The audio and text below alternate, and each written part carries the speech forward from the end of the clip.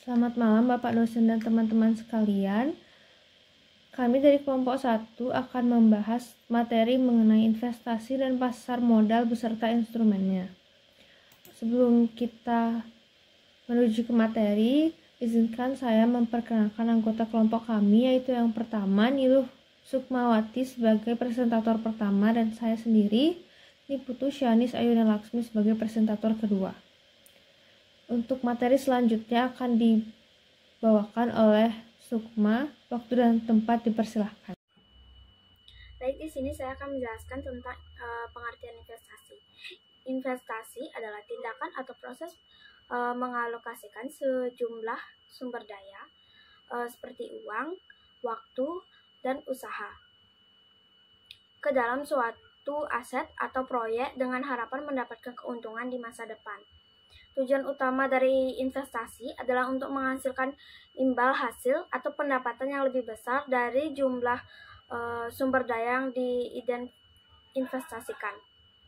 Investasi dapat dilakukan dengan berbagai bentuk aset, termasuk saham, obligasi, real estate, mata uang, komoditas, perusahaan startup, dan banyak lagi. Investasi merupakan strategi yang umum digunakan untuk membangun kekayaan jangka panjang, merencanakan masa pensiun, atau mencapai tujuan keuangan lainnya. Namun, penting untuk diingat bahwa semua investasi melibatkan risiko dan hasilnya tidak selalu dapat dijamin. Selanjutnya yaitu tujuan investasi. Tujuan investasi adalah memberikan keuntungan secara finansial untuk kebutuhan masa depan. Namun ternyata ada banyak tujuan investasi selain itu. Di antaranya yang pertama itu menambah aset dan harta kekayaan. Yang kedua yaitu mempersiapkan kondisi finansial yang stabil di masa depan atau mempersiapkan dana pensiun. Yang ketiga yaitu membentuk dan memupuk kebiasaan gaya hidup hemat. Yang keempat memiliki dana darurat. Yang kelima mencapai tujuan keuangan di masa depan. Yang keenam memberikan proteksi terhadap aset dari tekanan inflasi atau menjaga nilai uang dari inflasi. Selanjutnya yaitu dasar keputusan investasi. Dibagi menjadi 3. Yang pertama yaitu melihat dari keuntungan atau return. Salah satu hal yang mendasari keputusan investasi adalah dilihat dari return atau keuntungan pada suatu instrumen. Selain itu, return atau tingkat perolehan laba juga menjadi alasan utama seorang investor melakukan penanaman modal. Hal ini mereka berharap memberikan keuntungan saat mengalokasikan dana untuk jangka waktu tertentu. Yang kedua yaitu melihat resikonya. Seperti penjelasan sebelumnya, keputusan investasi tidak hanya soal keuntungan, tetapi juga melihat dari resikonya. Maka dari itu, resiko yang mendasari keputusan investasi adalah saat seorang investor mengalami kerugian. Hal ini disebabkan oleh berbagai faktor dan biasanya tidak terduga. Yang ketiga yaitu melihat dari hubungan antara tingkat resiko dengan return. Kemudian, dasar keputusan investasi adalah dengan melihat hubungan antara tingkat risiko dan return. Dalam hal ini, sebelum mendapatkan keputusan investasi yang tepat, biasanya investor akan membuat pertimbangan menyeluruh. Selanjutnya yaitu proses keputusan investasi.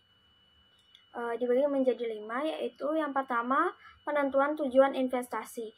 Tahap pertama dalam proses keputusan investasi adalah menentukan tujuan investasi yang akan dilakukan.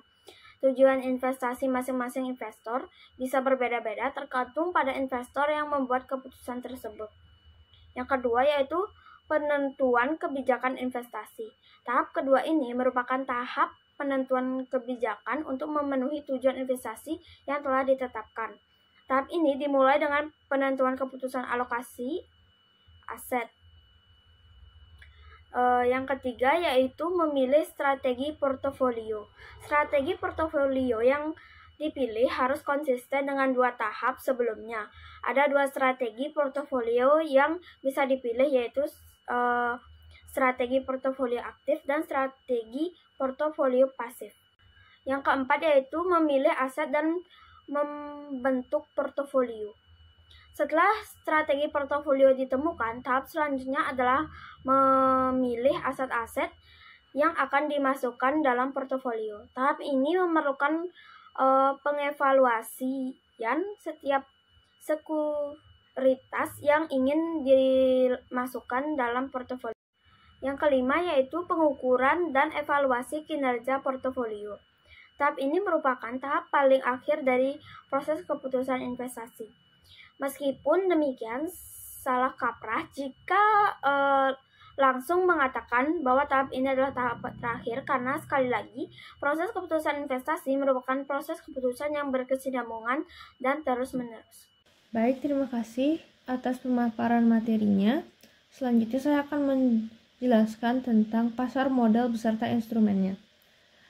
A. Pengertian pasar modal. Pasar modal bisa diartikan sebagai pertemuan antara pihak yang memiliki kelebihan dana dengan pihak yang membutuhkan dana dengan cara memperjualbelikan sekuritas.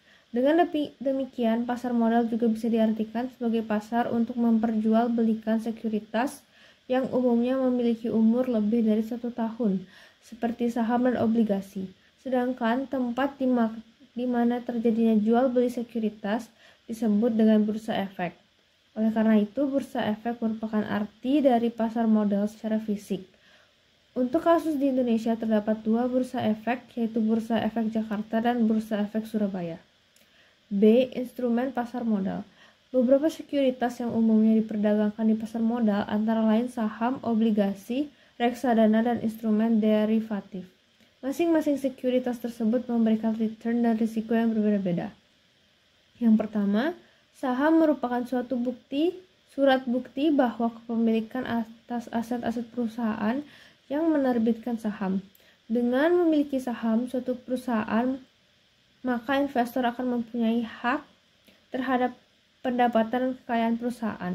Setelah dikurangi dengan pembayaran semua kewajiban perusahaan. Ada obligasi. Obligasi merupakan sekuritas yang memberikan pendapatan dalam jumlah tetap kepada pemiliknya.